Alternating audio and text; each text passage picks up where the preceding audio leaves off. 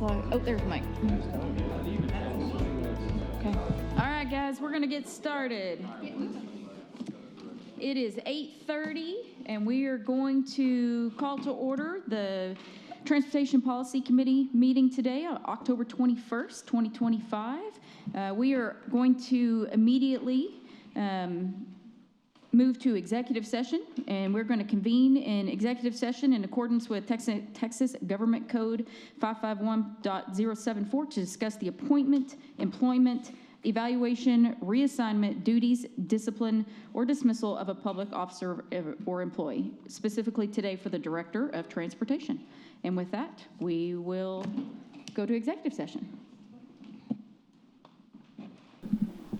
All right, it is 8:57. At this time, we are going to reconvene the Transportation Policy Committee. We will reconvene back into open session to act, if necessary, regarding matters discussed in executive session, including the appointment of a Director of Transportation.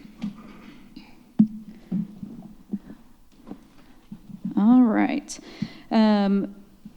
We're going to keep things in order. So at this time, we do acknowledge that we do have a quorum here today, so we can move forward. We are all very well of all safety procedures, as we've all been at many meetings before. And then now we're going to move on to agenda item 6, which is our public comment period and acknowledgement of any guests of the policy committee today. Do we have any public comments today? Okay. All right. Any guests that anybody would like to introduce today?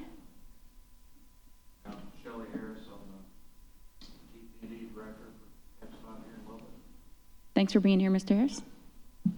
Anybody else? Actually, I did not get to introduce everybody. This is Matt Murray. He is a local government attorney with us.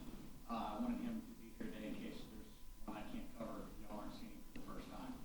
But very, very experienced attorney. Thanks, Mr. Murray, for being here. Sorry if I didn't realize you didn't get a chance to introduce him to everybody, or I would have done it in executive session. Thank you for being here with us. All right, well, if there's no public comment, we've acknowledged all our guests, we are going to move on to agenda item 7. We are going to consider and discuss the appointment of the Lubbock MPO's Director of Transportation. Madam Chair, I move to appoint Martin Lucero, Executive Director of the Lubbock Metropolitan Planning Organization, at $160,000 annually, plus benefits stated in the recruitment posting. All right, I've got a motion by Commissioner Dalby and a second by Mayor Pro Tem Martinez-Garcia. All those in favor, please say aye. Aye. Any opposed? And that passes unanimously. Mr. Lucero, we'd like to welcome you, and we're very excited to move this journey forward with the MPO, with you as our fearless leader. All right.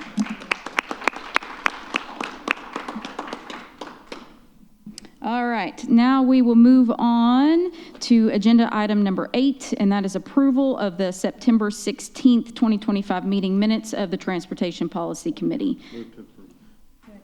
All right, I've got a motion by Commissioner Dalby, a second by Mayor Pro Tem. All those in favor, please say aye. Aye. All those opposed, passes unanimously. All right, we're going to move on to agenda item 9, and we are going to discuss and take appropriate action regarding the 2026 Title VI plan to align with new federal executive orders. Mr. Lucero. Good morning. There we go. Good morning. I'm Dr. Wilson, Council. What I have here before you is a result of the 2026 Title VI audit performed by TxDOT.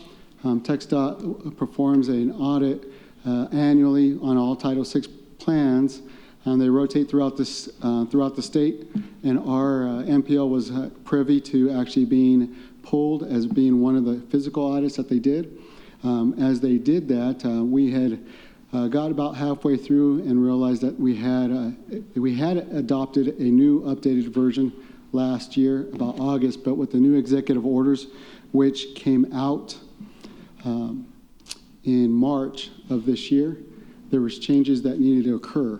And so part of that audit pointed that out. So just as a real quick update, the Title VI is a mandate based off the 1964 Act for non-discrimination as well as voting rights. As that has occurred over time, subsequent executive orders, subsequent council and congressional orders have all made slight amendments and additions and deletions throughout the time. Past March, though, had a range of orders which affected our Title VI plan. The old standard in our old Title VI plan was that we had to evaluate our transportation program and policies on the effects of disproportionate outcomes. The new standard eliminates the use of disparate impact standards, and then now we just have to take a look at the intentional actions. And so we just have to be able to evaluate projects and policies based off of intentional actions, not based off of the outcomes. And so that is the biggest change within that executive order to the DEI and EI and the DO and all those other orders that came out. Staff will now cease to review project programs on outcomes or effects as indicators of discrimination. So really what that did is, if you remember the last time we had a TIP cycle, we reviewed all the TIP projects based off of equity and inclusion and those type of kind of fuzzy-feely evaluations. We no longer can do that, and so we've now taken that out of our Title VI program. The update really just removes those buzzwords of diversity, equity, inclusion. It also has an effect partially on environmental justice. The two EOs that we were mostly required to make those changes were based off of 14151 and 14173. Based off of those changes and now submitting back into TxDOT, we've received a green light based off the new document, which we have brought over to you for acceptance and adoption today. This update will now also be included on our website and will become part of the PPP. Staff recommends that the 2026 Title VI plan, ensuring compliance with all current federal executive orders, be adopted and accepted by the MPO board. All right, thank you, Mr. Lucero. At this time, I will ask if there's a motion to approve the resolution 2025-15 adopting the 2026 Title VI plan. Okay, I've got a motion by Mr. Warren, and I heard a couple of seconds down there at the end, Councilmember McDonald. All those in favor, please say aye. Aye. All those opposed? Nay. Okay, and that passes 6-1. Did I get the count right? Is there 7 of us today? Okay, perfect. All right. Moving on to agenda item 10, we are going to discuss and take appropriate action regarding the recommended planning targets for the 2026 Unified Transportation Program, otherwise known as the UTP.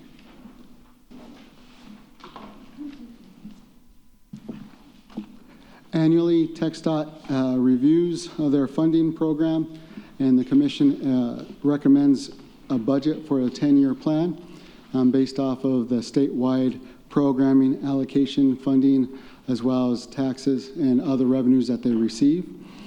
Based off of that, every year they update that 10-year plan with additional goals and project types and categories.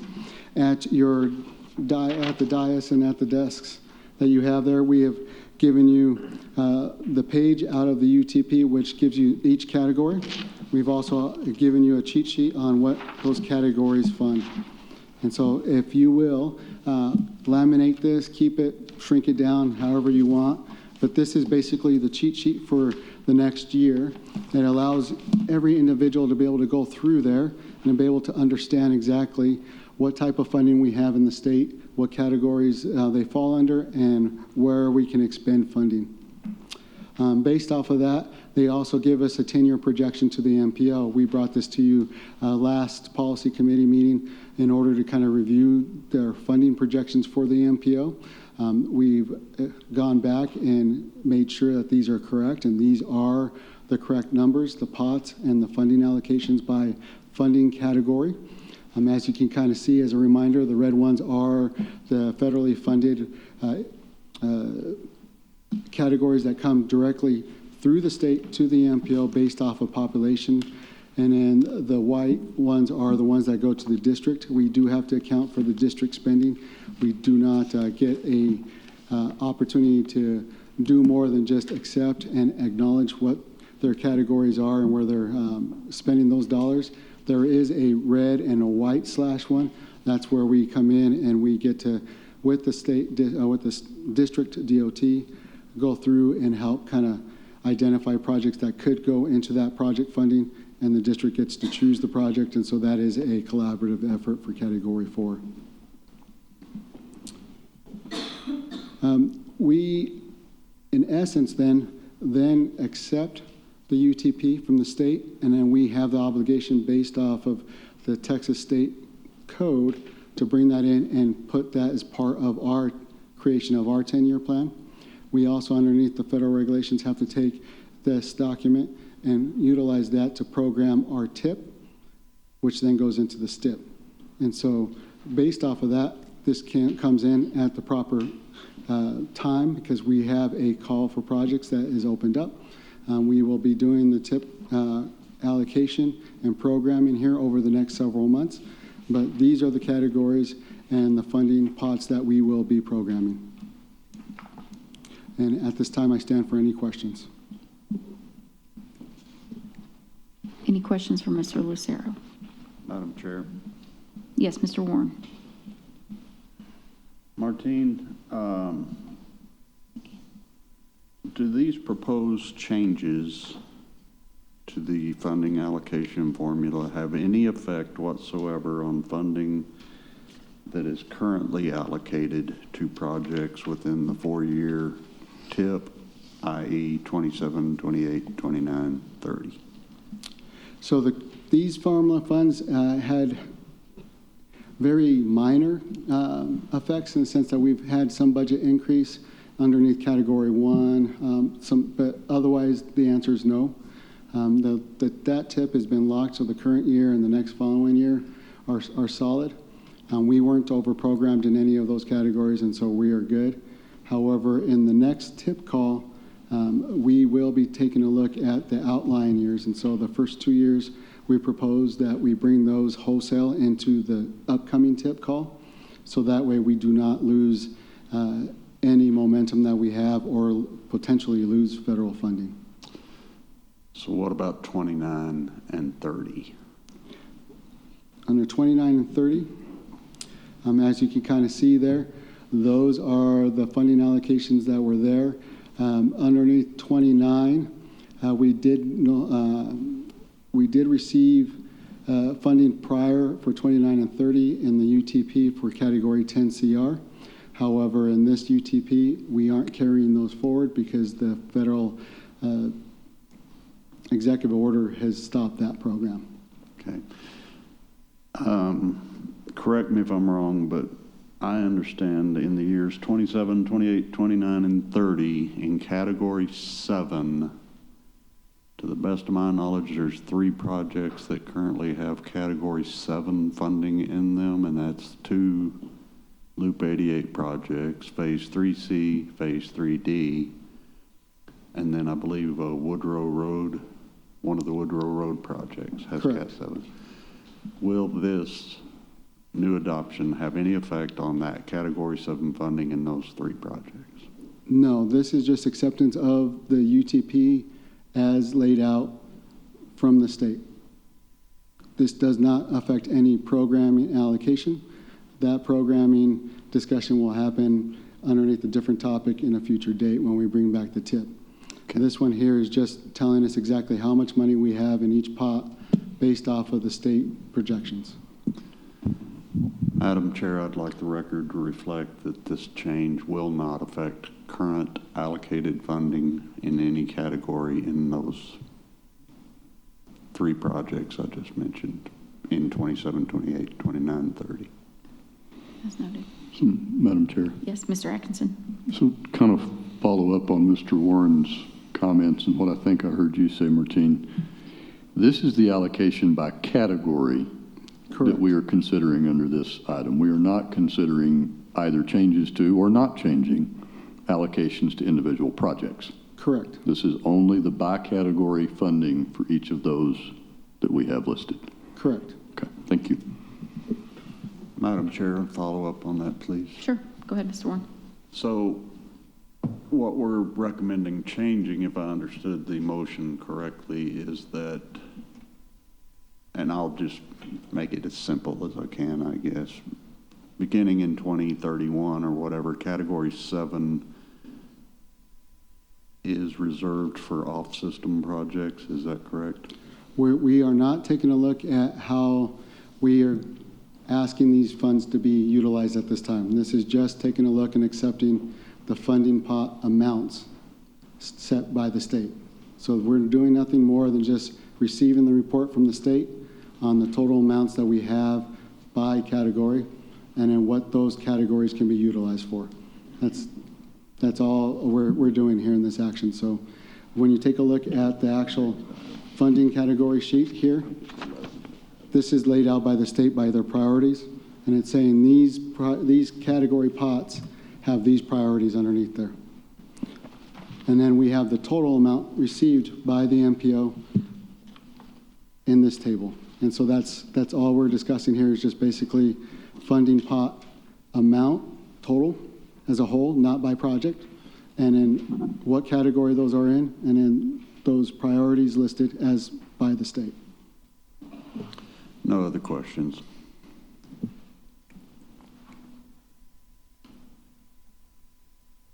Any other questions for Mr. Lucero?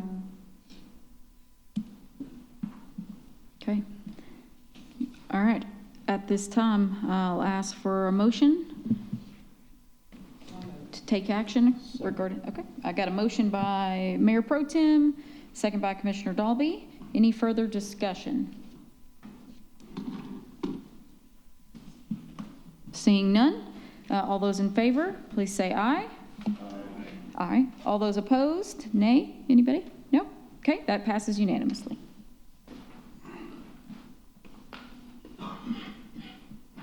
All right. We are going to move on to agenda item 11, which is the discussion and to take appropriate action on the MPO's funding philosophy for federal formula funds. Mr. Lucero. So we have taken your direction. We went back to the TAC and asked for them to evaluate each individual category and to be able then to have a discussion on whether the priority funding for those categories for the next tip call be considered. And so this isn't for the current 27 through 30 tip. This is for the following subsequent tip, which will be programmed here with this tip call that is current underway. With that, they took a look at each individual category, and they were then asked to kind of prioritize by this funding category allocation what they felt was most appropriate. And as the report indicates there, the motion will be brought forward is a motion that you can see individual categories had a different recommendation by the TAC, and then that will have an effect for the life cycle of the current tip. Once that current tip sunsets, and then we'll have this conversation once again with the TAC, and then give it back to the policy board for consideration in order to make sure that whatever resolution is affecting the tip, it's the most current resolution and the most current policy board who has taken action for those funding allocations. And so in that case, it will help avoid any confusion by any future policy board with a resolution that might have been 8-9 years old. And so as you can kind of understand, the most current resolution that we have affecting a tip is the 2018 resolution in which there was a support given for Category 2 funding. And so in essence, the TxDOT, to keep it short, all the TxDOT funding pot allocation categories have a funding recommendation for TxDOT projects with the support of the MPO. Category 2 has a funding allocation recommendation in support of Loop 88 and continue to move forward with that as was set out in 2018. Category, sorry, let me grab that really quick. I want to make sure I read this correctly. So Category 4 for statewide corridor projects have funding assignments to the TxDOT district with support from the MPO. The Category 7 has a very specific wording in which it says funding priority assigned to local off-system capacity projects. If Category 7 funds cannot be obligated or at risk elapse, the committee may consider advancing alternative projects or projects on or off system. And so this is a very specific, so let me explain what that means. On and off system refers to if it's whether a highway or interstate TxDOT facility. Off system is a federally classified road that is on the grid, so a surface road. And so what this project funding category is recommending is that the funding be allocated for off-system, so at-grade, local projects. Now, if we can't either program all the dollars for that funding, or if the project that has been identified for that funding is at risk, then that funding allocation will be brought back through the TAC for a recommendation to the policy board, and then the policy board at that time can choose to have an on or off system project of their choice to suck up that dollars and those dollar amounts. So that's the very specific one for Category 7. Category 10CR was just to leave it as is because the funding will elapse here in 2 years. We have already have that fully programmed and we don't anticipate that funding coming back. And so we're just leaving it as is. And then of course, just Category 11 and Category 12 are just supports of the TxDOT projects and listings as they have identified. And so I stand here now to answer any questions, and I believe this now goes back to the earlier question that Steve Warren had. Mr. Warren. First off, I want to go on the record of stating that I do want to continue the very solid cooperative work that we've all done for years and years here at the MPO. It's been a great relationship between City of Wolford, City of Lubbock, Lubbock County, TxDOT. We've accomplished great things over the years, and I want that to continue. I can support the use of CAT 7 funds primarily for off-system projects, but I'm going to ask the same question I asked on the previous question regarding the 2 Loop 88 projects that are in this next cycle, as well as the Woodrow Road project that's currently got CAT 7 funding in it. Will this have any effect whatsoever on those funding levels of CAT 7 in those projects? Is there a possibility that this policy board could go back and say, we want to take the CAT 7 out of those projects and put it elsewhere? So that's a two-part question. So I'm going to answer the first part. The recommendation that we are giving to the TAC and that the TAC will be considering underneath this next tip call is to be able to bring in the last 2 years, so the current year and the last year of the current tip into the new tip cycle wholesale. So in order to ensure that those projects can move forward, because we've already committed those funds, some of those have already started to let. Woodrow project is already moving forward.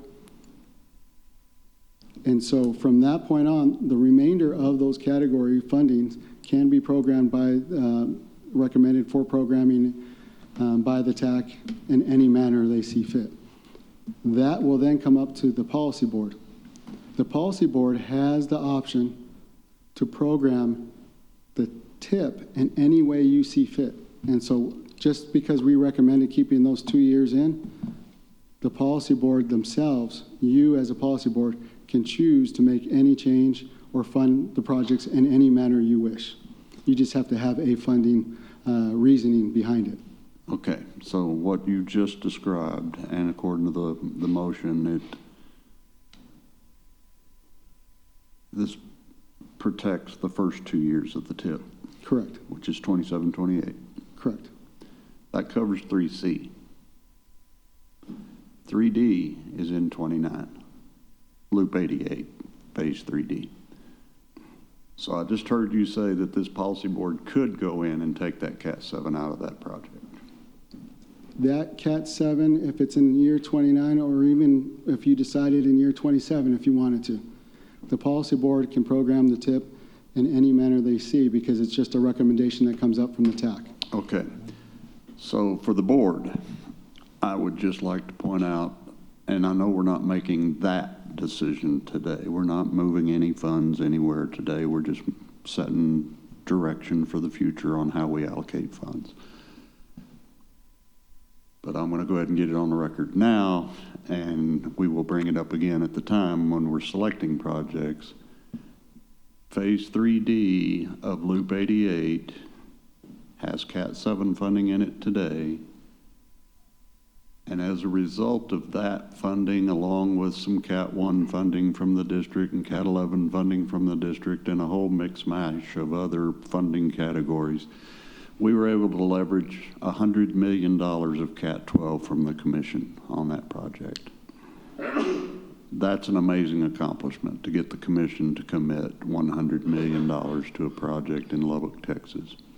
That $100 million would be at risk if any amount of funding is removed from that project, because then it's no longer fully funded.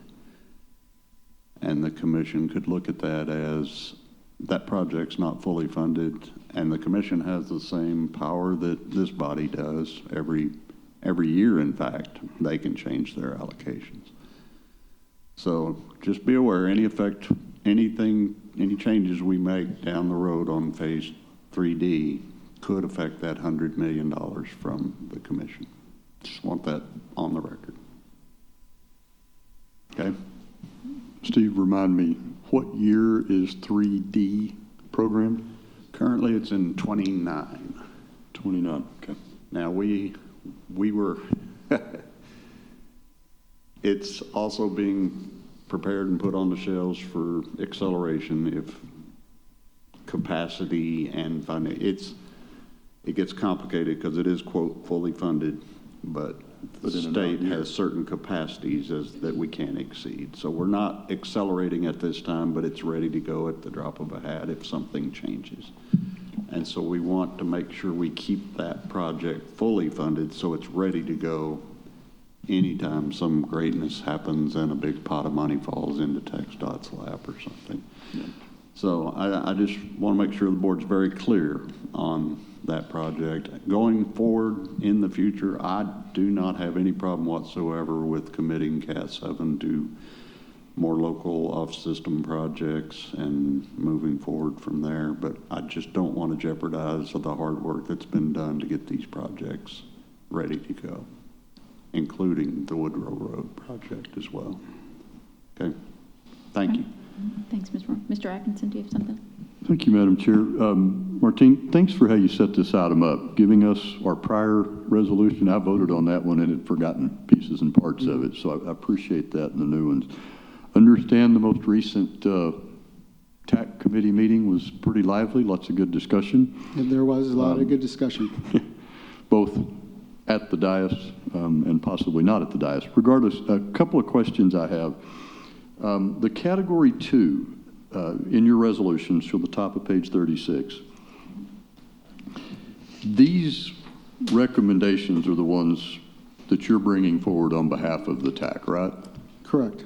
Okay, thanks. So on Cat 2, which is metropolitan and urban area corridor projects, funding priority assigned to the TxDOT Lubbock District. Our prior resolution assigned that to Loop 88 as it may be broken into phases, et cetera. did the TAC say assign this to TxDOT Lubbock, or did they say assign it to Loop 88?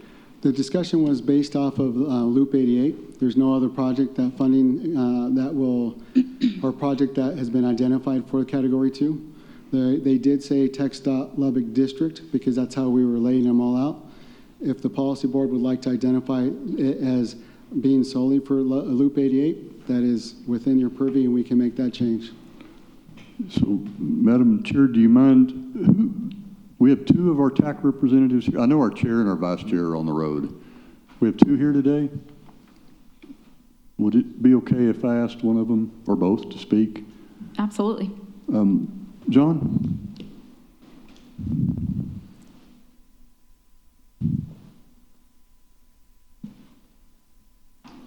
Good morning, Mr. Turpin. How are you doing, Good sir? morning, Dr. Wilson. How are you? Doing good. So, John, do you recall the discussion on the CAT 2? I guess one way or another, these are very similar, and I'm not drawing a hard line. I'm just trying to keep us in line with what the TAC wants us to look at, and then ultimately how this board chooses to word it is fine. What's your recollection of what the TAC voted on this one? Yes, sir. I think there's a couple things I could clear up for the committee, even on Mr. Warren's issue with the way it was laid out. On CAT 2, it was definitely, we voted to continue to support exclusively Loop 88 with CAT 2 funding. That was what we voted on as our motion that I remember. And I did verify with Michael Mangum, who is also a TAC member, that's what he remembered as well. And then in regards to changing of funding for Loop 88 within this next approximately 5 years, I actually, before I started my motion, I probably made it part of my motion that we would not affect any of the currently constrained projects, that we were really looking at the window outside of that time frame. So our intention was never to affect the current funding for Loop 88. Yeah, thank you, John. That clears that up for me. I appreciate that. And just to follow up a little bit on Category 2 for the board, yes, it's restricted to on-system projects. It's also restricted to what we call corridor projects. That's why Loop 88 has been selected as the primary focus on that, because on-system in the Lubbock MPO for corridor work, it's really the only candidate. I mean, you got I-27, Loop 289, Marcia Sharp, and Loop 88. That's essentially it. And so that's what CAT 2 is designed for. But I appreciate that clarity, and I'm prepared to move on with this item then. Okay. So the TAC recommended that we assign it to Loop 88. Is that where you're headed, Steve, or? CAT 2 to Loop 88? CAT 2, yes, sir. Yes. And CAT 7 that's currently allocated to Loop 88 to remain at the level that it's at is where I'm heading. Okay.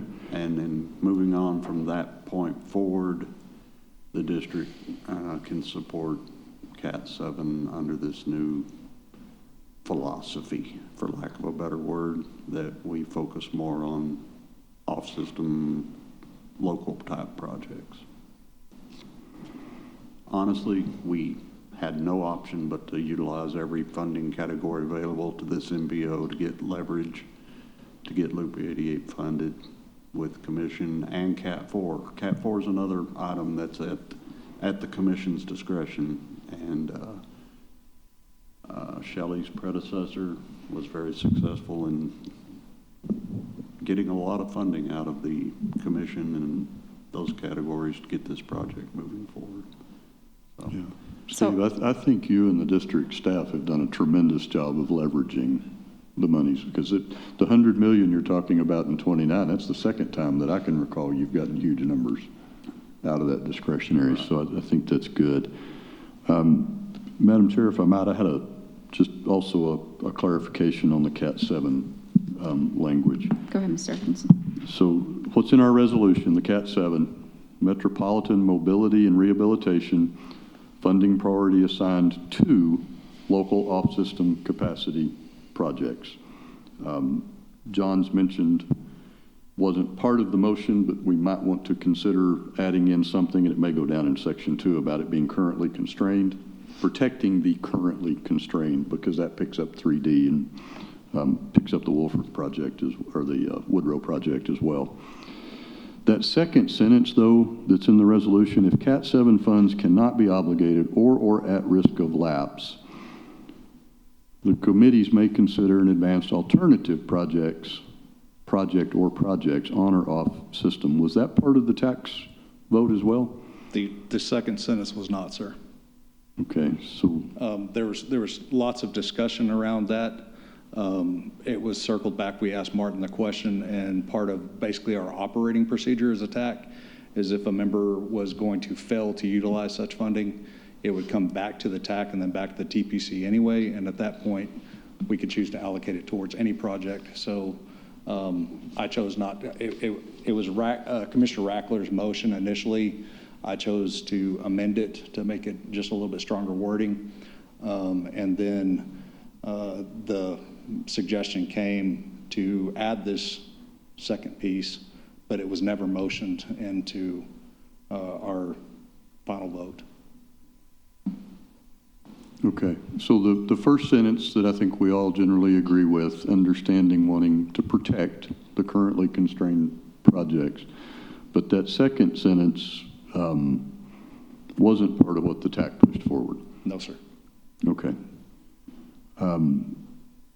So, Madam Chair, those really are my questions. I would make a couple of points, and whenever appropriate, after our other members have had a chance for questions, would even offer a motion. But the way that first sentence is worded for CAT 7, that's not excluding by any means TxDOT projects. It's excluding on-system TxDOT projects. Again, wanting to wrap in something in an amended motion here in a minute to protect our currently constrained projects. So is that a fair statement, Martine? It's only, well, when the motion was made, it was made to be local off-system. And so the local part makes it a local funding pot. Okay, so for example, FM 179. FM 179, so there's portions of TxDOT FM roads that are controlled by local governments. Well, no, I take that back. FM roads are TxDOT roads. And so those wouldn't fall underneath this local category. Would or would not? Would not. Would not. Because it's a TxDOT road. Okay, so this, after we get past our currently constrained list, this puts the CAT 7 money strictly to a locally owned, Local because I project. think those two clauses are getting each other's way. So- By definition, a local road's an off-system road. Well, these are local projects, locally brought forward from the stakeholders. And then its off-system would be off the TxDOT facility, highway facility. And so with those two, it would end up being a controlled facility. So in essence, it would be like Woodrow, it could be Upland, it could be,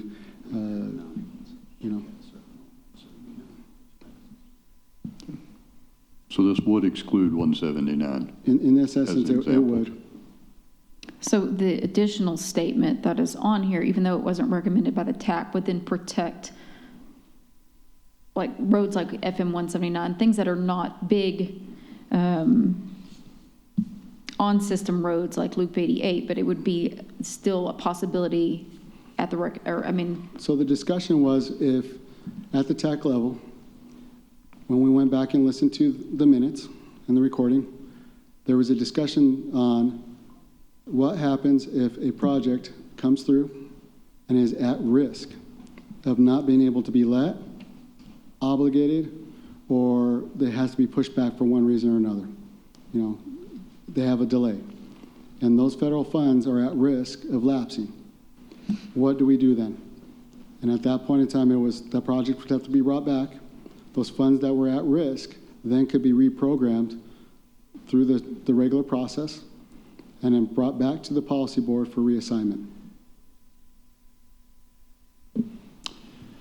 Madam Chair and Jared, if you would allow me. Mr. Warren?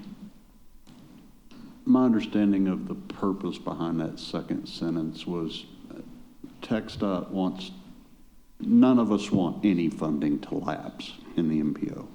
I think this body can agree to that. TxDOT would be prepared to have shelf-ready projects available in a pinch in the event that funding is at risk of lapsing, that we would bring forward. They would still need the approval of this body to be funded with CAT 7, but what we're trying to do is not say forever you can never spin CAT 7 off system. That's the direction we're planning to go with this motion in the future, is focus on off-system projects with CAT 7. But TxDOT would stand ready to fill in the case there is a chance of funds lapsing for the MPO. We'd have a number of projects prepared on the shelf, ready to go. And we can do that because I may be putting words in the city's mouth here. I know we've got a huge backlog of projects within the city and Wolford and Lubbock County that need to be widened. They need more capacity. I don't question that whatsoever. But to prevent any federal or local or state funds from lapsing, TxDOT would have some on-system type projects within that same boundary, maybe not capacity, might not be widening, it could be, but this body would have the authority still to go ahead and select on-system projects to use CAT 7 for in a pinch if we had to. That's what we're trying to make sure stays in place. Well said, and I'm still chewing through this. FM 179 is not an on-system road, though. It is on-system. Mm-hmm. It is an It is an on-system road. on-system road. Anything with an FMSH, oh, sorry. Any IH, US, FM, SH, loop, spur, whatever, those are all on the system. Mr. Fourth Street. Lucero, I think my question would be, with this very general statement at the end of this, so say this hypothetically occurred where a project fell through, and then we have this list, and it's brought back to the policy committee, how is that going to be, I mean, how are the projects going to be recommended? If then there are, 5 to 10 between the local entities, and then there's some that are on system, some that are off, how are those going to be ranked when they're brought back to a policy board at the time to be voted on? And so what we would do is we would take a look at the TIP project ranking that occurred for that TIP cycle. We would then take a look at project readiness and then be able to see which project would be ready to move forward.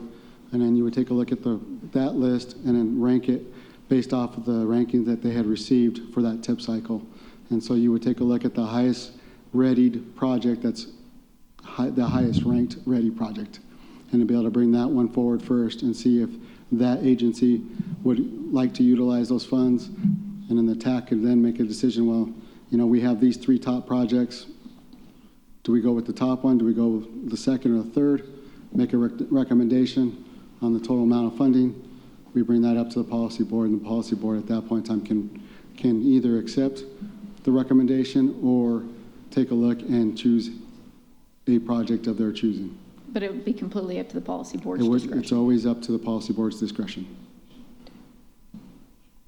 Commissioner Dolby? So, I mean, this isn't just an automatic, for the lack of better terms, CAT 7 grab. I mean, there are 100 steps that would have to happen for CAT 7 or CAT 2 funding to be used off system. I mean, that's not just an automatic. No, no, And then it would go through the there's TAC, and then it would come to the policy board. policy board, yes. And there's a due process that has to occur with any transportation project ranking, with any project evaluation. And within that, after it is actually identified in the TIP or the STIP or within, our MTP, there's steps that they have to follow to be able to ensure that that project is ready for letting. And, there's a numerous number of steps. And that's part of this TIP call that we're currently doing, is we're asking everybody to fill in those numerous number of steps to be able to evaluate the project readiness of the projects that are being evaluated. And it's to ensure that no project that is brought into the TIP will not be able to be funded within that cycle. So that's what we're trying to avoid. And this maybe it's my lack of experience or me being naive, but these small off-system roads that need to be improved,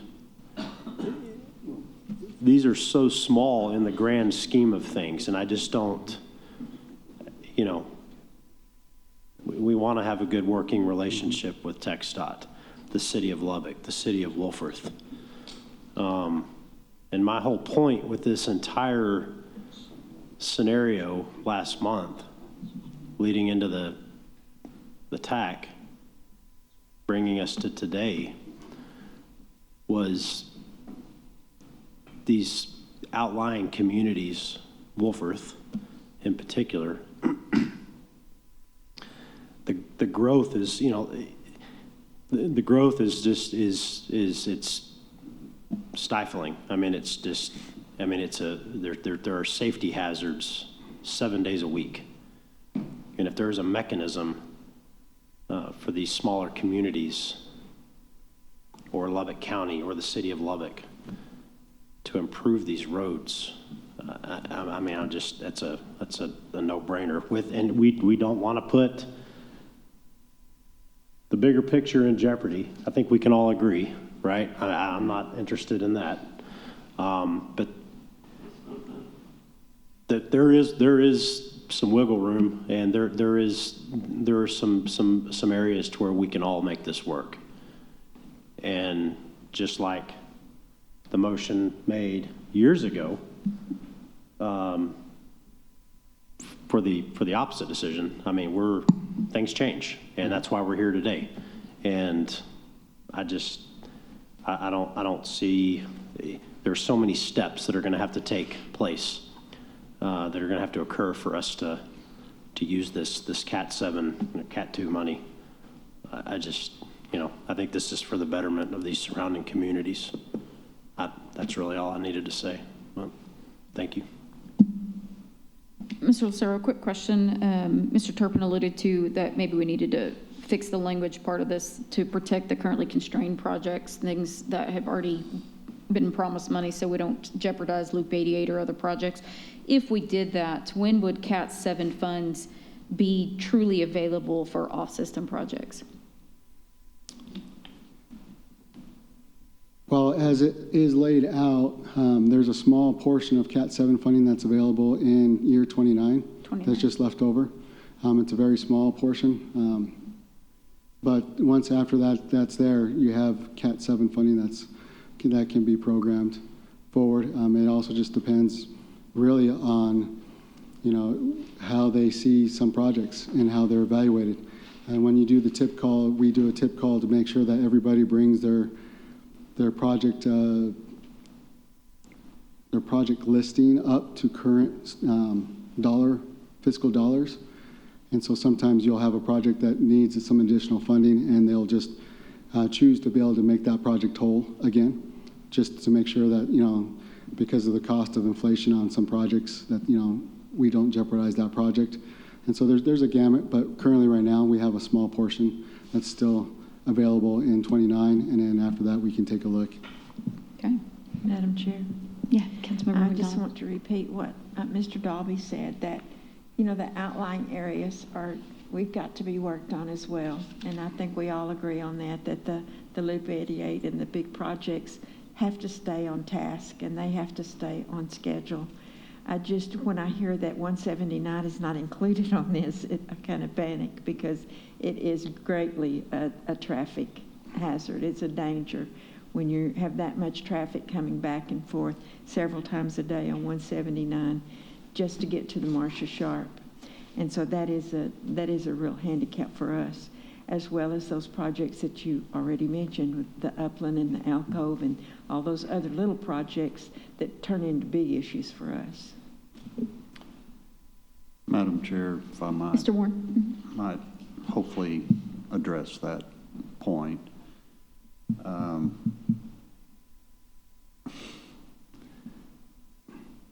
There's a lot of categories of funding, and they all have their own rules, regulations, restrictions. Another thing that I would ask this board to keep in mind when it comes to district funding, Category 1, Category 11, we have 17 counties in our district that we have to take care of. There's ways for us to take care of roads like FM 179 that would not affect Cat 7. But it comes at a cost.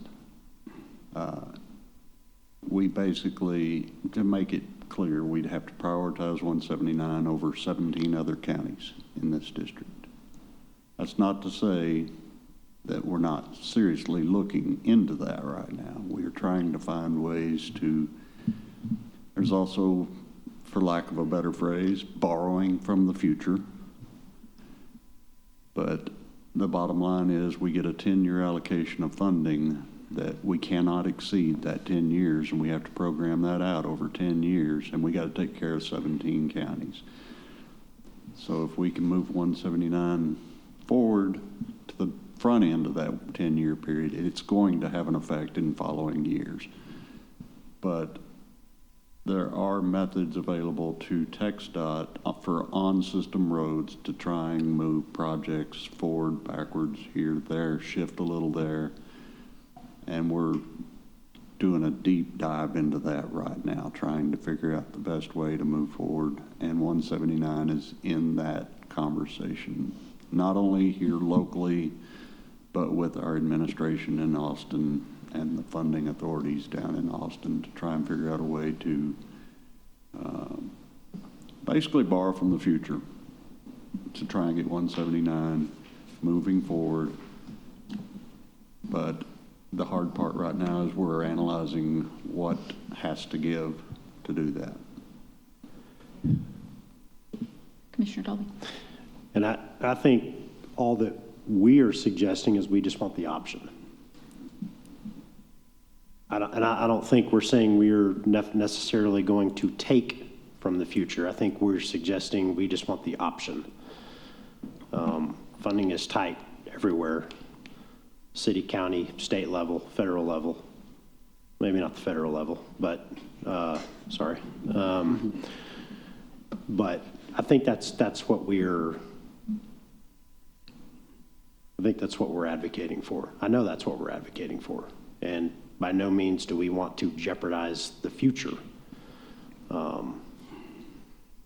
But, you know, the citizens out on the southwest side of town, on the southwest side of the county, there are real needs. And as Loop 88 continues, we're going to see this on the northwest side of the county, the northeast side of the county, southeast. It's going to continue. So that's all we're saying is we just want the option. So my general thought here is if we choose to leave in this last statement that would allow Cat 7 money to be used on or off system, if we couldn't come up with a good off system, is to tell the local entities, you better have an off system project ready to go, because TxDOT's always got projects ready to go.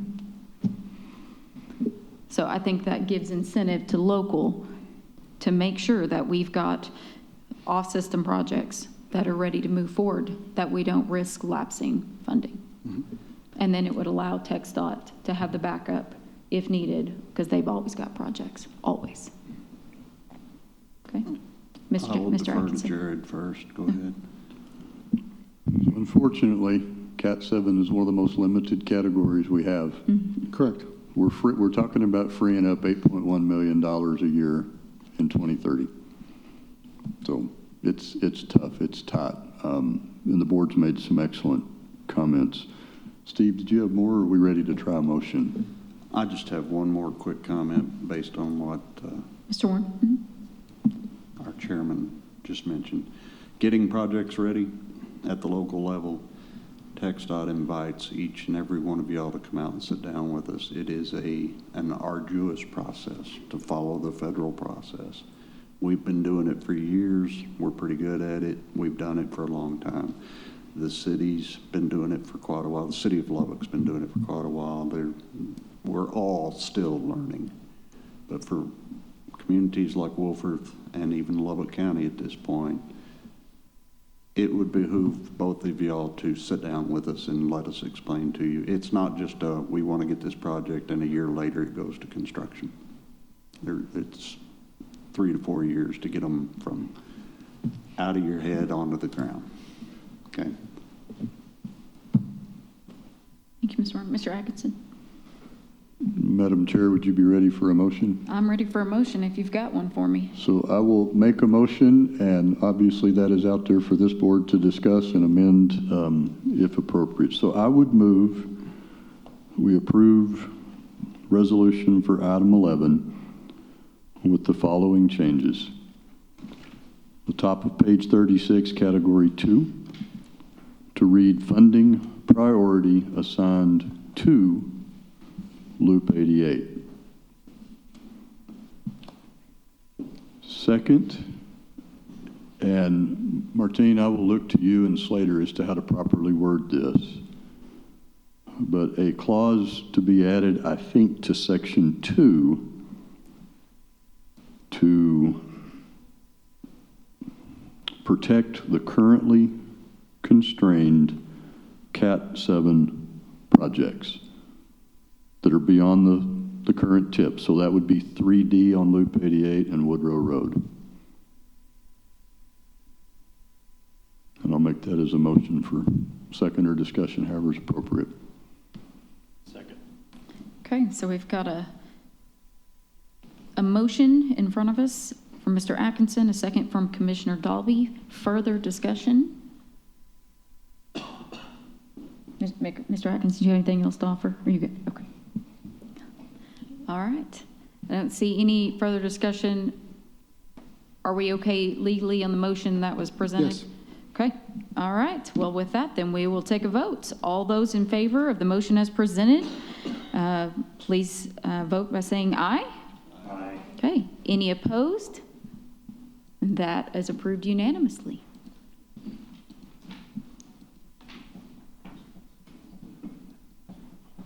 And Tammy, that is now 6-0 with Mayor Pro Tem had to leave. All right, we are going to move on now to agenda item 12 to discuss and take appropriate action regarding the draft safety action plan. Because we're running up on the clock and running out of time because of wonderful discussions we've been having, I will try to keep this as short and brief as possible. The safety action plan was developed in conjunction with the City of Lubbock and SPAG's document. We've taken a look at those two documents and spoken to those staff as well as to the TAC on how to utilize those two documents who have taken a 3,000-foot level and an on-the-ground level evaluation of safety planning for this region. There's an actual federal regulation that states that we shall not, as an MPO, if there's an additional draft plan out there that utilized federal funds, that we will not replicate or repeat the same steps that they have taken. And so because of that, we've done the appropriate clipping, almost a cookie cutter effect where we've delayed the two documents over each other. We've taken our boundary and we've cut out what's pertinent for the MPO. We've now taken that out to the TAC for evaluation. Everybody has provided their comments on there. We understand that the City of Lubbock is still in draft format, but we've taken what they've identified as being their high priority projects and corridors based off of that evaluation. We've taken what SPAG has done for Lubbock County, and we have now combined that into our own appropriate plan, which includes projects throughout the county, as you can kind of see there. The City of Lubbock's plan identified Broadway, Avenue Q, and Quaker as their high priority corridors. SPAG has about 114 intersections within Slayton and many others. And so we are pretty comfortable that this captures the world of projects. What we're asking the council to do is to be able to accept and adopt this as the MPO's safety action plan in order to be able to qualify for future possible federal funds that we currently have not been able to take advantage of. And I stand for any questions. Any questions for Mr. Lucero? All right, with that, I'll ask for a motion to approve the resolution 2025-14, adopting the LMPO Safety Action Plan. So moved. Got a motion by Mr. Atkinson, or nope, Mr. Warren, sorry, and then a second by Councilwoman McDonald. All those in favor? Aye. All those opposed? That passes unanimously. I was like, y'all keep seconding down there together. Okay. All right, and then just interest of time, we'll move on to item 13 very quickly to reports. Mr. Lucero? We just want to be able to report that we're doing really good. We've received revenues all the way through August. Next time we have this discussion, we'll be having a closeout discussion with the full accounting of our budget for the year. As we stand, revenues over expenditures exceed $900,000. That's what basically is what we're looking forward as our carryover funds into next year. And I stand for any questions. Any questions? All right, with that, close our meeting today. It is 9:58, and that is the end of our Transportation Policy Committee on October 21st. Thank you guys all for being here. We'll adjourn.